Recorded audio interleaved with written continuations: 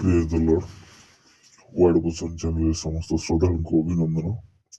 Channel T को subscribe करंतु video गुड़िक like करंतु कमेंट दियंतु एवं शेयर करंतु तेरे आज हम पवित्र बाइबल रो द्वितीय अध्याय सप्तम नंबर पदटी आलोचना करी व्याख्या करिबा तेबे सूचना अछि आदि पुस्तक अध्याय 2 पद नंबर 7 एथि उत्तारे सदा प्रभु परमेश्वर भूमिर धूली द्वारा मनुष्य को निर्माण करी ताहार नासिका रंध्र फुंक दे प्राणवायु प्रवेश कराइले तहिरे मनुष्य जीवित प्राणी है तेरे सूचना अच्छी एथि उत्तारे यहाँ परे सदा प्रभु परमेश्वर भूमिर धूली द्वारा जो भूमि थिला ताहार धूली द्वारा धूली कणा द्वारा मनुष्य को निर्माण करी तेरे मनुष्य धूली से जात कले सृष्टि कले ताहार ना से मनुष्य नासिका रंध्र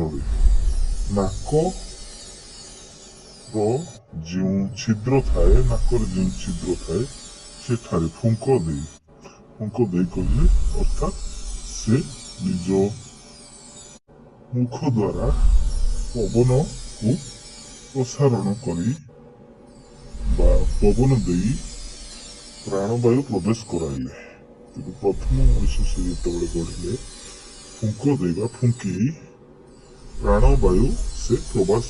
कराइले अर्थात जीवन देले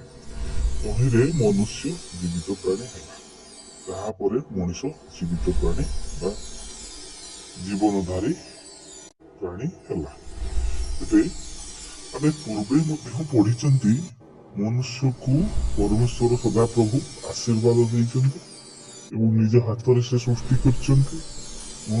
बहु वंश होई प्रजावंत होकर आशीर्वाद देइछन्ति तेबे ताहा केमिति भाବରେ प्रथमे मनुष्य सृष्टि ହେଲା ताहार विक्षिप्त भाବରେ सूचना आदि पुस्तक अध्याय 2 पद नंबर 7 रे दिया जाइछि किंतु पूर्व स्तर रे आमे केवल जानिथिले मनुष्य सृष्टि होइछि एवं ताहाकु परमेश्वर आशीर्वाद करछन्ति किपरि भाବରେ प्रथम मनुष्य सृष्टि होला ताहार संपूर्ण सूचना एठारे दिया जाइछि जहाँकि सस्पेंस भावरे थिला एठारे अति सुंदर भावरे आदि पुस्तक अध्याय 2 पद नंबर 7 आलोचना होई व्याख्या कराଯାଇଛି समस्त श्रद्धालु बृंद को धन्यवाद।